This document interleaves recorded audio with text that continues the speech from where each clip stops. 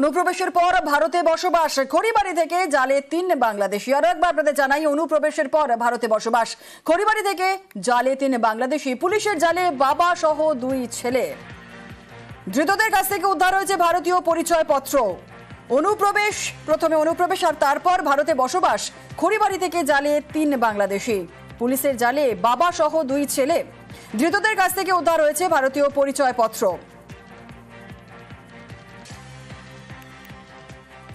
বাংলাদেশি এবং ভারতীয় পরিচয়পত্রেই আলাদা নাম। বিশ্বজিৎ মিশ্র আমাদের প্রতিনিধি আমাদের সঙ্গে রয়েছে। বিশ্বজিৎ, অনুপ্রবেশের পর ভারতে বসবাস, কবে অনুপ্রবেশ করেছিল, কতদিন ধরে ভারতে বসবাস করছিল এরা? নয়, পরপর 3 বাংলাদেশিকে কিন্তু এবার গ্রেপ্তার করেছে এসএসবি এবং ধৃতদের একাধিক ভারতীয় পরিচয়পত্র উদ্ধার করা হয়েছে। অমল চন্দ্র বর্মন, যিনি কিন্তু অমল চন্দ্র রায় নামে ভারতীয় নথি তার কাছ থেকে পাওয়া গিয়েছে এবং তার 2 ছেলে গৌতম রায় এবং পঙ্কজ রায়কে কিন্তু গ্রেপ্তার করেছে এসএসবি এবং যাদের কাছ থেকে আধার কার্ড, বাংলাদেশের ভিসা সহ বিভিন্ন পাসপোর্ট উদ্ধার করা হয়েছে। যেটা এসএসবি সূত্রের খবর যে গত বছরই কিন্তু এরা সীমান্ত পেরিয়ে ভারতে প্রবেশ করে এবং তারপরেই একেবারে পাকাপাকিভাবে বসবাস করতে শুরু করে এখানে এবং তারপরে এসএসবির কাছে গোপন সূত্রের খবর আসে এবং খবরের ভিত্তিতে কিন্তু তাদের পাকড়াও করা হয়। ধন্যবাদ।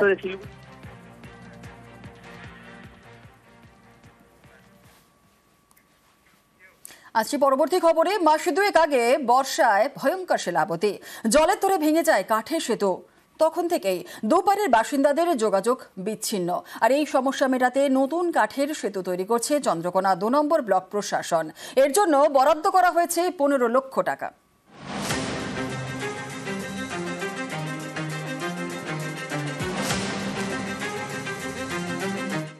শিলাবতী নদীর ওপর তৈরি হচ্ছে কাঠের সেতু।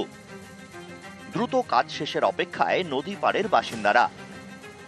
পশ্চিম মেদিনীপুরের চন্দ্রকোনা 2 নম্বর ব্লকে বান্দিপুর 1 নম্বর গ্রাম পঞ্চায়েত। এখানকার বাগপোতার গা ঘেঁষে বয়ে গিয়েছে শিলাবতী। অন্য পারে শ্রীরামপুর। যাতায়াতের জন্য বড় ভরসা কাঠের সেতু। এই এলাকায় সবচেয়ে কাছে বাগপোতা হাই স্কুল, বড়বাজার ক্ষীরপাই। তাই নদীর অন্য পারে শ্রীরামপুর সহ আশপাশের বেশ কয়েকটি গ্রামের বাসিন্দাদের প্রতিদিন কাঠের সেতু পারাপার করতেই হয়।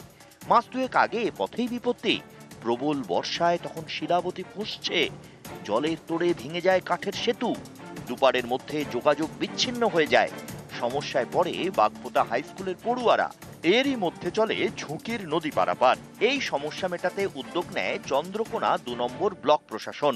সেই মতো নতুন কাঠের সেতু তৈরির কাজ শুরু হয়েছে। বরাদ্দ করা হয়েছে 15 লক্ষ টাকা।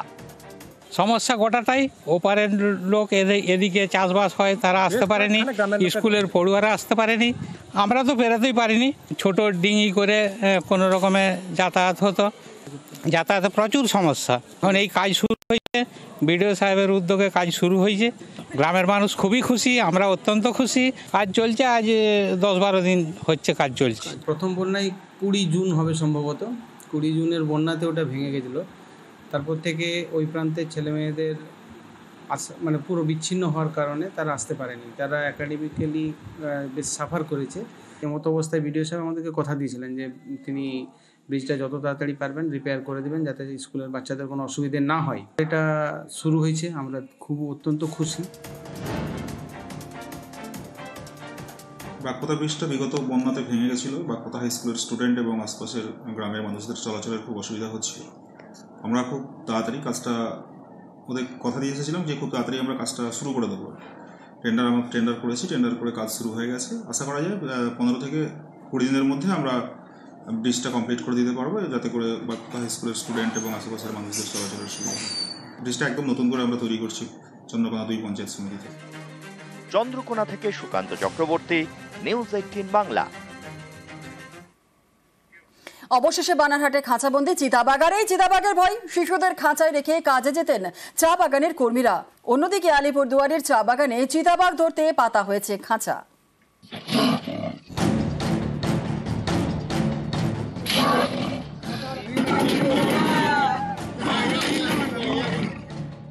চা বাগানে চিতাবাঘের ভয়, সন্তানদের খাঁচায় রেখে কাজে চা শ্রমিকরা। সেই চিতাবাঘই এবার খাঁচাবন্দি। জলপাইগুড়ি বানারহাট ব্লকে কলাবাড়ি চা বাগান। গত 27 আগস্ট এই বাগান সংলগ্ন এলাকায় হানা দেয় চিতাবাঘ। প্রাণ যায় এক শিশুর। এরপরেই এলাকায় ছড়ায় আতঙ্ক। চিতাবাঘ ধরতে বেশ কয়েকটি খাঁচা পাতা হয়, শেষমেশ ধরা পড়ে। কন্টিনিউয়াস নজর রাখছিলাম, খাঁচা পাতা ছিল। আজকে ভোরবেলা আমরা এই ব্যাপারটা ক্যাপচার করতে সক্ষম হয়েছি। এটা কলাবাড়ি বাগানের চা বাগানের 17 নম্বর সেকশন থেকে ধরা হয়েছে। ডুয়ার্সের চা বাগানে বাড়ছে চিতাবাঘ আতঙ্ক। এ নিয়ে বাসিন্দাদের সচেতন করতে উদ্যোগ নিয়েছে বন দপ্তর। চলছে শিবির। চিতাবাঘ এলাকায় ঢুকলে কি করা উচিত আর কি করা উচিত নয়, এই সব বোঝানো হচ্ছে।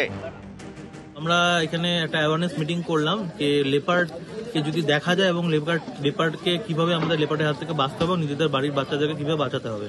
তো সেই টেকনিকগুলো কিছু টেকনিক এদেরকে বলা হলো এবং এনারা শুনলেন এবং ওরা রাজি হলেন এই টেকনিকগুলো ফলো করার জন্য। আলিপুরদুয়ারে কোহিনুর চা বাগান, এখানেও চিতাবাঘের আতঙ্ক। তাই বসানো হলো খাঁচা, ডোব, ছাগল। এই এরিয়ায় কিছুদিন যাবতই প্রত্যেক দিন একটা করে গরু মারা হচ্ছে, মানে বাঘের দ্বারা। আমারও এর আগেও 2টা গরু চিতাবাঘে ধরেছে। অনেকে কেউ নাকি লক্ষ্য করেছে, কেউ নাকি দেখেছেও। আলিপুরদুয়ারে গেরগান্ডা চা বাগান, এখানেও চিতাবাঘের ভয়। তাকে ধরতে খাঁচা পাতে বন দপ্তর। শেষমেশ খাঁচায় ধরা পড়ে চিতাবাঘ। প্রাথমিক চিকিৎসার পর তাকে জঙ্গলে ছেড়ে দেওয়া হয়। জলপাইগুড়ি থেকে রকি চৌধুরী এবং আলিপুরদুয়ার থেকে রাজকুমার কর্মকার, নিউজ 18 বাংলা। আর এবার একটু একটা মন ভালো করা ছবি আপনাদের দেখাবো। ভোরের আলোয় কাঞ্চন দর্শন। চোখ খুলতেই শিলিগুড়ি থেকে ঘুমন্ত বুদ্ধর দেখা। শিলিগুড়ি থেকে দেখা মিলেছে কাঞ্চনজঙ্ঘার। খুশি পর্যটকরা।